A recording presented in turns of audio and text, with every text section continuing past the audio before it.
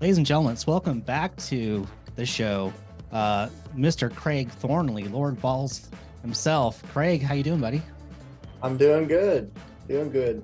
I understand It's been a busy day and a half, or I guess a little more than a day and a half, with lottery opening up yesterday. Oh, the lottery opened up yesterday, and you're kind Yeah, of busy, you say? We are now at 4,700 applicants. Holy moly. I'm surprised your website hasn't broken yet. My gosh. Yeah, well, we have a pretty good engineer working with us, Ted Knutson. Oh, he is just a mad genius when it comes to this stuff, and you guys are in such good hands with Ted.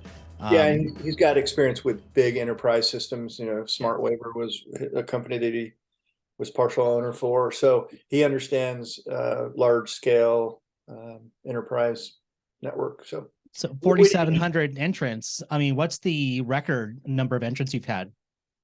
It's somewhere in the neighborhood of 6,700. Wow. I mean, last year we dropped a little bit, 6,200. We're not exactly sure why. Was it post COVID? But it looks like we're on track to probably exceed at least last year's number, and probably the 6,700 too. Wow. And can you remind the folks for how many spots will be available to runners this year? Well, the total, we still have more than our normal allowable 369, which is written into our long-term permit.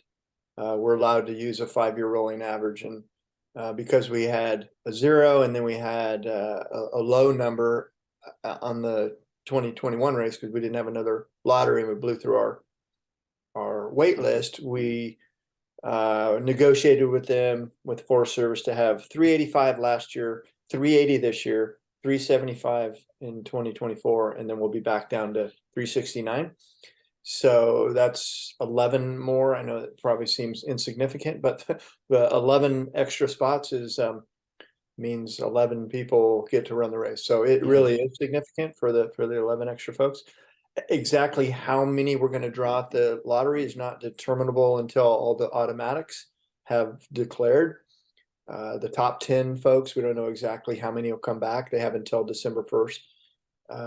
So that'll probably be somewhere in the neighborhood of 100 to 110 automatics. That's aid station spots, top 10, golden tickets, raffle spots. Those are all outside of the lottery. So it'll probably be somewhere around 270 to 275 spots drawn in the lottery. Wow. When is the lottery? The lottery is December 3rd, Saturday at 8 a.m. at Placer High School auditorium. And, we're winding down the golden ticket season of those golden tickets being available. What do you think about the field for next year? Well, actually, we just got started. This was the second golden ticket race. Oh, I'm sorry. Yeah, you're right. Yeah. So the first one was UTMB. Normally, or historically, I should say, we had all the golden ticket races after the lottery. But because we wanted to start including 100 milers, we figured if we put 100 milers in the spring, it's too close for people to retool and retrain, and we don't really want to encourage anybody to over race. So this was Javelina was the second golden ticket race of 7 total, and we got some incredible athletes this last weekend. Dakota Jones, who had earned or had been offered golden tickets twice in his career, maybe 9 or 10 years ago. He was won Sonoma and he was second at Sonoma, I think, and he declined them. And this year he wants to run Western States, so he was really bold before the race, saying, "You're damn right, I want to get a golden ticket," and he ran 12:58. Jeez Louise. Broke the course record. I don't know if you saw the video of him finishing, but holy smokes, somewhere in the sixes, maybe dropping. Eric Sinsman paced him in the last lap, and he comes in and he's going to break 13 hours. Holy and moly. He did. He was Jeez. running fast. And then Jonathan Ray, who won Bandera to get into Western States this last year, he ran, I believe, 18 something. So he didn't get top 10 invite back. He ran 13:05, which was just incredibly fast. And those two both took the tickets and accepted. And then we had Devin Yanko, who tried last year to get golden tickets and wasn't successful. And then this year she just knocked it out of the park. And she's then, having one hell of a year. Holy smokes. yeah. And then Riley Brady, the non-binary runner, who is a woman. Her sex is female, but she doesn't. They don't identify as either male or female. And then there was some controversy there. I'm sure most people know what happened, but or at least from the outside. Ultra Sign Up started offering a non-binary option for runners when they register, and if you should try it if you haven't. Go through a registration process on Ultra Sign Up, and you'll see male, female, and non-binary, and it looks like, oh, you just choose one of the three and you go on your way. But if you choose non-binary, another line comes up, and you have to declare which sex you are for awards.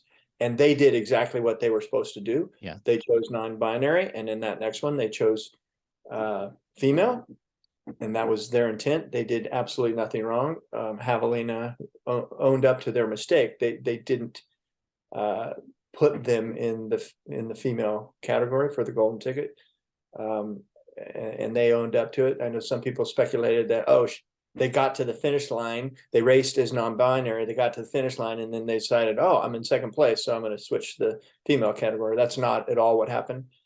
I was there. I talked to Jubilee, I talked to Riley. The unfortunate thing was the third place woman, who was Nicole Bitter, thought that she was in second place, and she didn't find out until the finish line. She was a half hour behind. She ran a couple minute PR. She was very gracious about it, but she was definitely, that wasn't good. From a competitive standpoint, it wasn't good. But she was gracious, and Riley is so excited to be running. And Nicole said, I've run Western States many times. I've been in the top 10. I've won golden tickets. So she was very gracious about it, but I'm really happy to hear that. I actually interviewed Riley this morning. Oh, you did? And it was a wonderful conversation, and we got their perspective on how everything kind of shook out and how the race went for them. I mean, holy smokes, 14:45. Yeah, it's just mind blowing how fast runners are at that race. It's just incredible. What an incredible feat. But so they told you that they crewed Ellie Pell last year at Western States. Yes, they got firsthand experience, and Yeah. I'm still struggling with the pronouns. So if I screw up, which I already did once, I apologize ahead of time. But I'm working through this stuff too. So. And then we should go back a little bit. UTMB, we got so far we got Katie Scheide, who won UTMB. Doesn't race much on the U.S. scene. Yeah. If you look on her Ultra Sign Up results, you're not going to see. You're going to see all these European races. Yeah, and she's living, I think, in Switzerland. Is that right? I don't know off the top of my head. Well, she's living the damn dream right now over in Europe. I mean, just having one hell of a time. Yeah, and then Tom Evans. So first place, Killian said no, he declined. And then Matthew Blanchard is still deciding, the Canadian, the French Canadian, who's been in the Western States Lottery multiple years, but he hasn't made the decision yet. So, and we're being a little bit flexible with these European races, because it's the European golden ticket races are not the same as the U.S. The runners don't necessarily know that they're actually getting a spot in Western States, and then they think they're going to get, when I do send them the invite, they think, where's my coupon? They ask me, they think it should be free. Like, no, Western States isn't free. We only have 369 runners. We can't do that, right? So he'll probably accept, is my guess. And then we're waiting on the the second female right now. What's the next golden ticket race? The next one is the Thailand by UTMB in December. I think it's the week after the lottery, or maybe 2 weeks after the lottery. Yeah, and then we're going to New Zealand. We're going Black Canyon, and then canyons. Yeah, it's going to be really exciting. You know, as when I was talking to Riley earlier, I asked them about their golden ticket and, you know, what they do with it. I think it's just such a fun conversation to have because it's, you know, it's so unique. It's like, I'm from out of town, but I have to travel with this thing still. And they said that their golden ticket got to ride first class on the plane back home. Yeah, well, I forgot Bandera too. Bandera's in there in January. When I flew back from Phoenix on Sunday, I saw one of those golden tickets. It was Jonathan Ray's golden ticket. He carried it on, and it did. I don't think it went first class, but the flight attendants took care of it for him. But yeah, it's a pretty cool thing to get that big oversized. You know, it's better than something with horns on, right, for a backdrop. I would beg to differ on that, but that's just me. Cowman's horns, yeah. My own horns. I remember my first Western States, and I saw Cowman. I think it was the last time he ever started States, and just heading out, just kind of just slow trucking Clydesdale, just marching out there into the unknown with these giant horns on. I'll never forget it. It was such a wonderful experience. Yeah, he's a unique individual. Yes, bless his heart. So, you know, we're here today to talk about the Western States Trail, the actual trail itself. Back in September, we had the Mosquito Fire, which ravaged the wilderness area out there, which included portions of the Western States Trail. This fire was significant. It is, to date, it is the largest wildfire in California this year. And it was active for about 50 days. It burned nearly 77,000 acres. 78 structures were burned, and the cause of the fire is still under investigation. We don't know what happened there yet, but I wanted to hear from you what the status report is. I know that there are some opportunities coming up where we really need people, the community's help to restore the trail.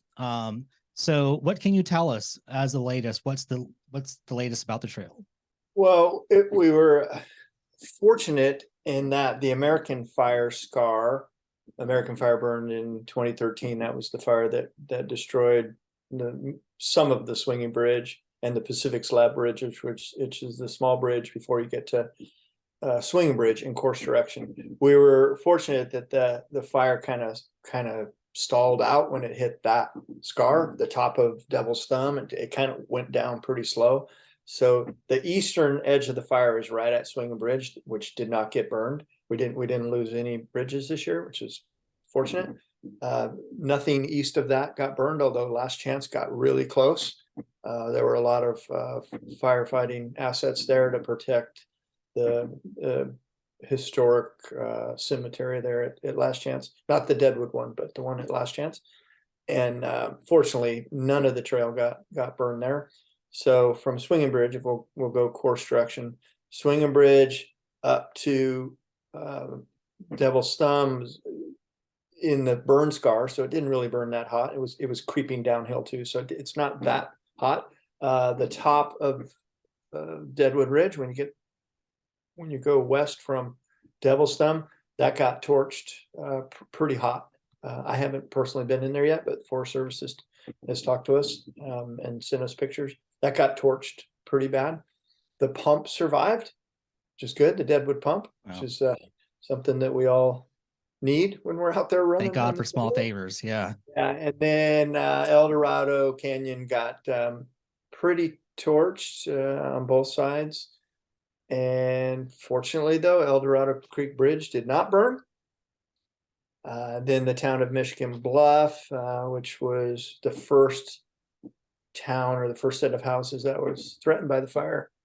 Incredible firefighting effort. There had been quite a few years of mastication work, which probably allowed the firefighters to save a significant number of homes, including all those on the corner where we come in and have our aid station. All of those homes survived, which is absolutely amazing. As you go up out of Michigan Bluff towards Forest Hill, those homes, many of those homes just completely destroyed. And then the road,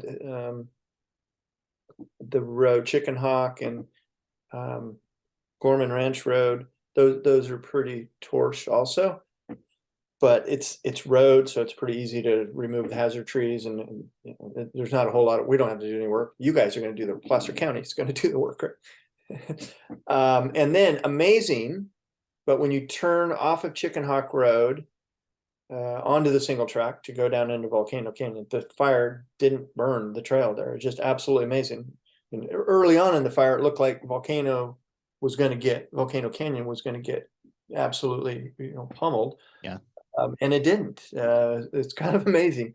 So then you go up Bath Road, got burned on I think just the south side, and then so all of that to Michigan Bluff is in the Forest Service land. It's about 10 miles or so in Forest Service land. Then there's county stuff, county land, and when you leave Forest Hill, we're on private land. From right at Mosquito Ridge Road to Dardanelles Creek, which is all private land, that burned really, really hot. It if you saw the pictures of that I posted on the Western States site 4 weeks ago, I was trying to be realistic and share photos that, you know, showed how bad it was. But there after Dardanelles Creek, when you get into the state land again, it burned more in a mosaic pattern. So there were some pictures that I shared that it wasn't that bad, because it's not. The parts that burned really hot got destroyed, and the parts that were in the mosaic where the fire wasn't creeping as fast, or it wasn't moving as fast, it was just creeping. It really isn't that bad. And then let's see, from the Dardanelles Creek west to the Patton Road fuel break, which was, if you've been to the dump, it's between Cal 1 and Cal 2. If you've been to the dump there, or the transportation in Forest Hill, the ridge line that comes straight down to the river, that was the third contingency line that or the fire break that actually did hold, and then it's not burned west of that. So we got 3 agencies to work with, or owners / agencies: Forest Service, the private land, and Cal State Parks, which manages most of the land that the Western States Trail is on west of Dardanelles is actually Bureau of Reclamation, because it was going to be part of the Auburn Dam, but it's managed by state parks. Sometimes it's misstated that the state owns that land. The state doesn't own most of the land, the Bureau of Reclamation, and some BLM too, Bureau of Land Management. So those are 3 completely different agencies / owners that we have to work with, which is probably a good thing, because if it was all on Forest Service or any one of those agencies, it would be just that much harder for that agency to come up with the money and just the resources, the tools and sawyers, and you know, it would be harder if it was all one. But it's more work for us, and the rules and how we're going to go about repairing the trail in each of those different 3 agencies / owners. It's going to be different. The Forest Service, being federal, has burned area emergency response money. Burned area emergency response is the bear team comes in usually before a fire is even out, and that's what happened here. And they do an assessment of the soil and other cultural resources, and there's federal money to repair or mitigate the hazards. And so we got some money supporting the efforts from that source. American River Ranger District is putting in some money, and then we're probably going to be spending about $150,000, which will be split between the 3 races that use the trail. That's Western States, Tevis, and Canyons. We're probably not going to be asking individuals to contribute to that. At least that's our plan right now. If it gets higher than that, then we'll have to reconsider. The Forest Service is now going to let us go in. A few of us are going to go in on the 10th and 11th, 9th, 10th, and 11th. And then we'll have bigger work parties, actually really big work parties, on the 19th and 20th of November. And then December 3rd and 4th. And December 3rd and 4th is not ideal for us because it's lottery on Saturday, and then it's California International Marathon on Sunday. Yeah. So if you're not in the lottery and you know how to do trail work, please sign up on that day. That's going to be the hardest for us to staff. And where can people sign up to volunteer? On the Western States, WSER.org. There's a link right on the homepage to sign up. And what's involved with if someone is not experienced in doing trail work, what should they expect when they come out there? Well, this is probably not the type of work that would be good for first time folks, because there will be hazard trees. We're going in the black, as it's called. It's not going to be open to the public. So preferably this would be staffed mostly by people who've done trail work before, but they're going to be long days. We're going to hike into the canyon. Probably won't drive down there. And we may be installing wattles, which are, you see those on the highways. They're like straw filled, or tubes that have straw in them. Yeah, they're usually kind of neon colored. And you pound them in with stakes, and they slow the water down when the water comes off. And we'll probably, I know we'll be cutting the trees that are on the trail. We'll be bucking the trees. We as volunteers don't fell trees.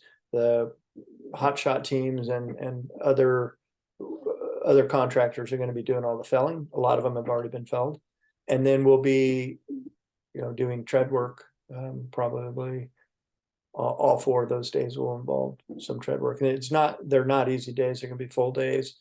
You bring your own lunch, make sure you have all your PPE, which is long pants, long sleeve shirt, boots, not running shoes, eye protection, ear protection. We provide helmets, gloves. It's not easy stuff when we go into the black like this. And the Forest Service is really reticent to have volunteers in there. So if anybody gets hurt, that would not be a good thing at all. So yeah, this is serious. This one's serious work. Yeah. There will be other work parties later on in the year. Well, going into spring leading up to the race, that would probably be more appropriate for people who've never done trail work before. That this should be experienced people. If you happen to get into states, would this work qualify as your trail work for? If you did it on December 3rd, actually we haven't decided if we're gonna. We haven't required the trail work for the last few years. Mostly because COVID canceled everything. So we haven't made a decision whether we're going to require of runners at this point. Yeah. Probably not. So kind of pulling back a little bit, so people understand why this work is so important, why this fire was so devastating, and the clock is ticking to get the trail restored in time for June. And as you said, you're working with different agencies, and this kind of will slow down the process to get things done. It's just how government works. I'm thankful that they are working with you guys and allowing you to come in as resident as they are to that. So that's really good news. But what are the negative effects of wildfire on the trail? Well, probably the biggest concern, other than the hazard trees, which we will remove the hazard trees, or they will be removed so they're not falling down while people are out there running or hiking or riding their horse. It's the damage to all the vegetation that keeps water in the soil when it burns really hot. I'm not going to do a good job at this. I'm not a scientist or a soil scientist, but the water doesn't absorb in the rain, so there's a good chance that we're going to have lots of mass wasting, more than what we see right now, because there'll be nothing to hold that water in when it rains. So that's the hazard trees, and then the soil erosion. So we have our first series of winter storms coming into Northern California, and it's going to bring some, not biblical rain, but rain nonetheless. Do you have concerns about weather systems coming into the area at this point in the game? Well, considering we need water, I don't think I'm going to be I'm not going to be hoping that it doesn't rain, doesn't. It's inevitable. So we're just going to deal with whatever storms come. Those big atmospheric rain days where it rains 3 or 4 or 5 or 6 inches, those are going to be the ones where we're like, oh my goodness, what damage is this going to do? Yeah, we'll be worried about them, but we all need water here in California, so we're not going to be hoping that it's a dry year and then we have more fires next year. Yeah. So there are different phases when it comes to repairing a trail. One of those things is emergency stabilization. Can you share what that means? What emergency stabilization with the soil? Yeah. So in places where it's steep, we will. The wattles are a good example of trying to keep the water from moving so much soil down off of where it is, which in our case it's trail. So we don't want the trail to get washed out below it, or we don't want it to get washed above it and then come down on the trail. So we'll be trying to stabilize those. But if it's hot, there's really, when we installed these wattles in Deadwood Canyon after the American fire, we also did them on Pucker Point. But in Deadwood Canyon, or Swinger Bridges, many of them just got completely washed out when the rains came. They were you couldn't even see them. They got washed all the way down to the bottom. So we may be doing some rock work too, but I don't know specifically what we're up against yet. But yeah, that's basically it. Did you learn anything during this event with the Mosquito Fire? Did I learn anything?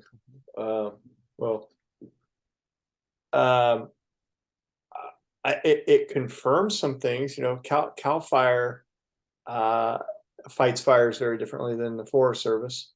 They try to put fires out and protect structures, and the Forest Service always up against the public criticism of, why did you suppress fires for so many years? You caused these catastrophic events because you fought every fire aggressively, right? So you'll see some when the Type 1 teams come in, the federal teams, and they build the big box way the hell around the fire, and they don't necessarily fight it directly.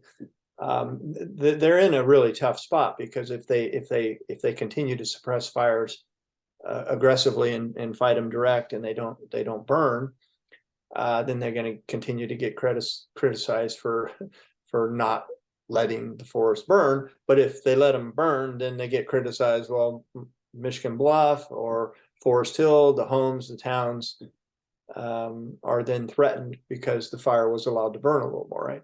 I think you saw a little bit of that, but there was really no. Yeah, I think it just confirmed that Cal Fire fights fires very differently than the Forest Service. Yeah, and one of those firefights, I mean, they put out a really strong fight at Michigan Bluff. And Craig was exactly right. When you come in and see it, you're going to see the devastation of, like, there's a house, there's no house there, there's a house, and just how, like, indiscriminate wildfire can be, how it will, go around places and come back in and creep in and take out a home. It's just, there was so much chaos that happened there. And, you know, I saw it for myself, just a place is just level to the ground. And, you know, I didn't know what the status of Michigan Bluff was when I went to do a visit, just to do a recon after the event was over. And, you know, I was just had this dread of like, which of the houses closest to the trail perished. And thankfully, as you said, none of them did. And so, and there's another area where, you know, it's the supermarket in Forest Hill. You know, it's the place you go to buy ice for your runner because you forgot it to grab it earlier.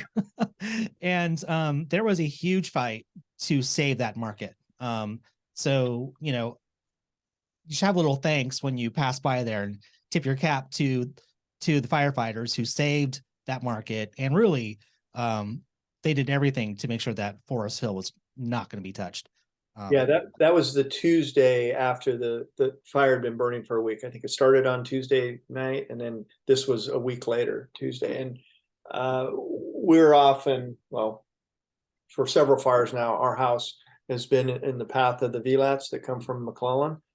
There were nine LATs and 4 VLATs. Those are the big, whatever, DC-10s or 737s that carry the retardant, and they're flying over our house. There were 13 at least fighting that day to save Forest Hill and Todd Valley, and it was absolutely an amazing firefight.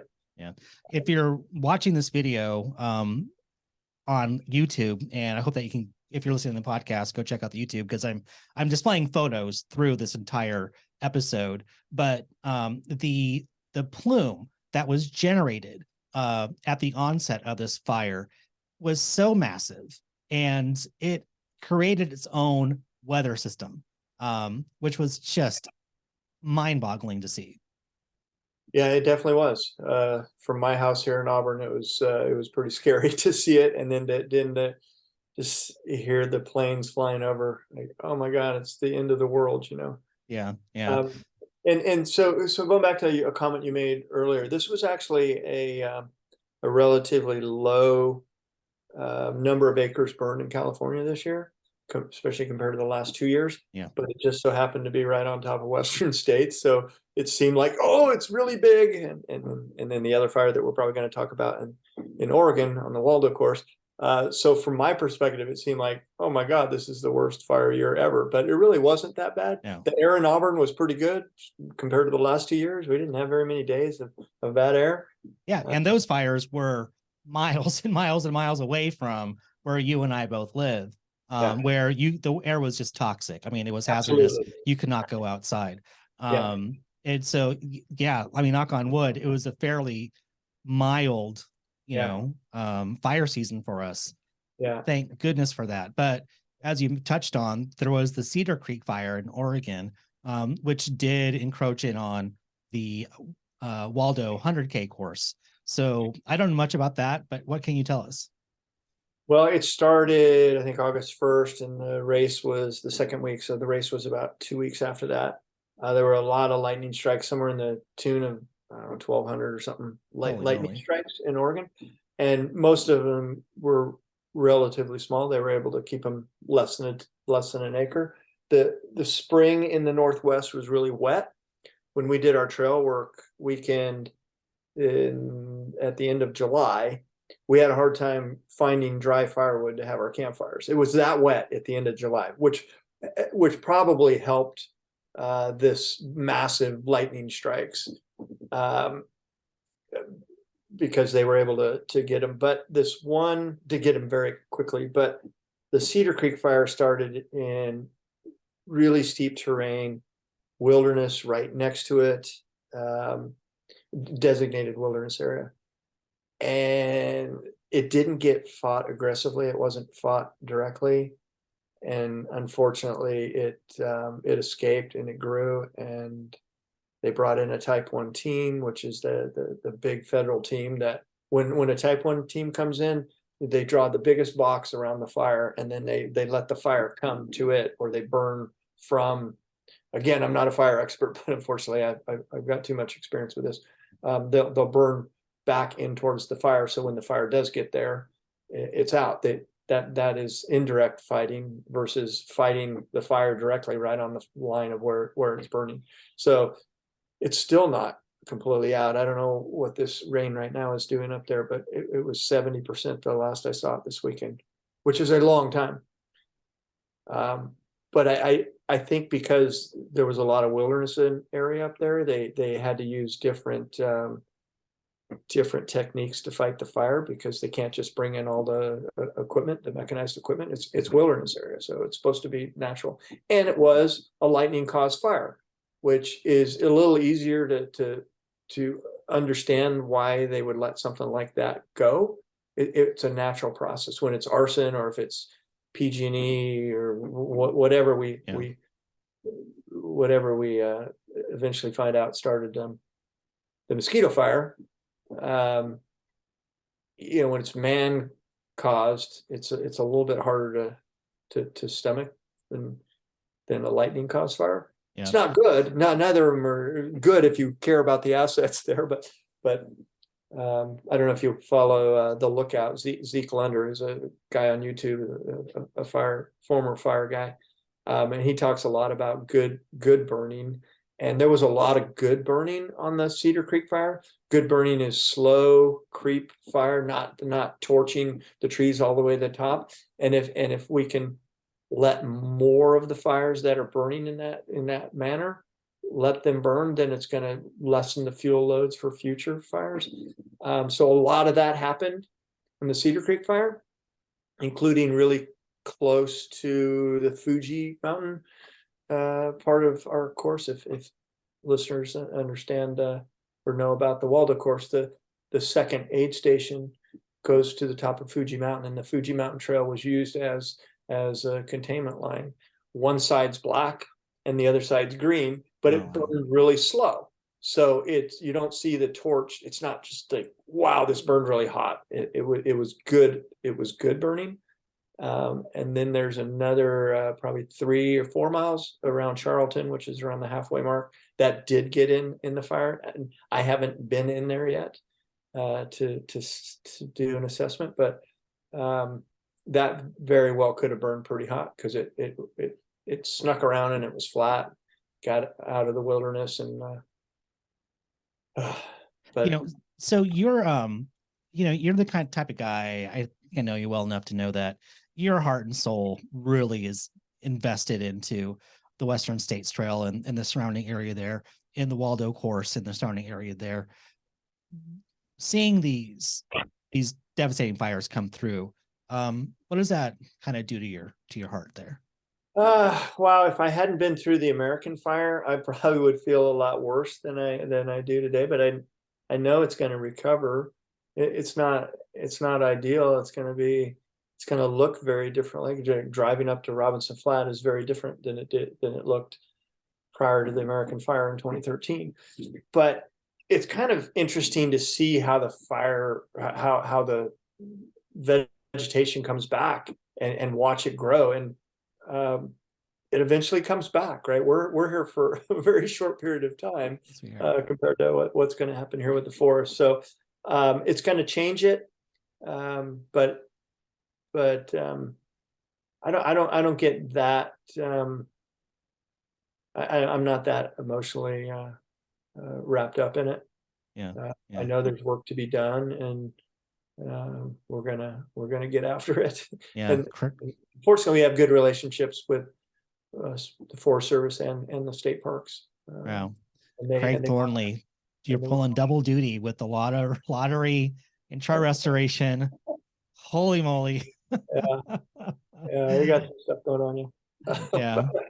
Well, I'm so thankful that someone like you is at the helm here to kind of be one of the stewards of many people who are invested in the Western States Trail.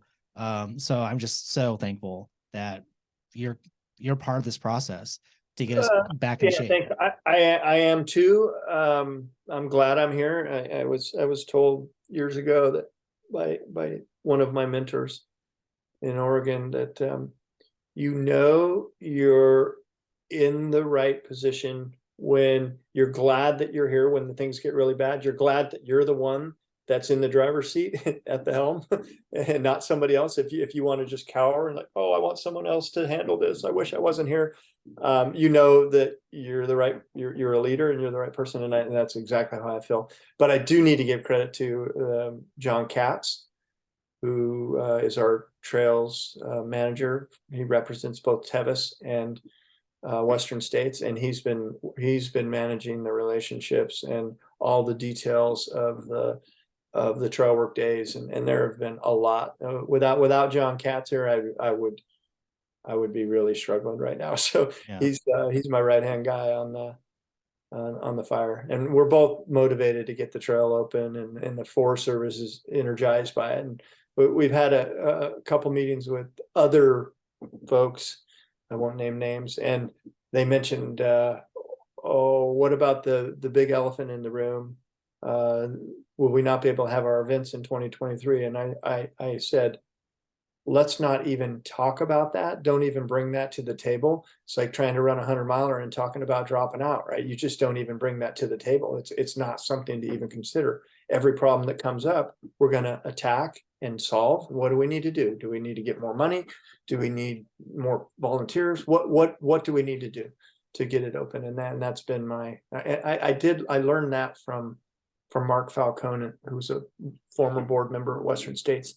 He was the trail boss after the American Fire, and he was just driven. We're gonna do whatever we need to do to get this trail back open for the events, and that's what we're doing. So fortunately, we have really, really good relationships with our land agencies. I know I've seen a lot of the social media chatter about, oh, you know, this race in whatever state couldn't get back on the trail after a fire for 4 or 5 years, and there's no way Western States is gonna do that. And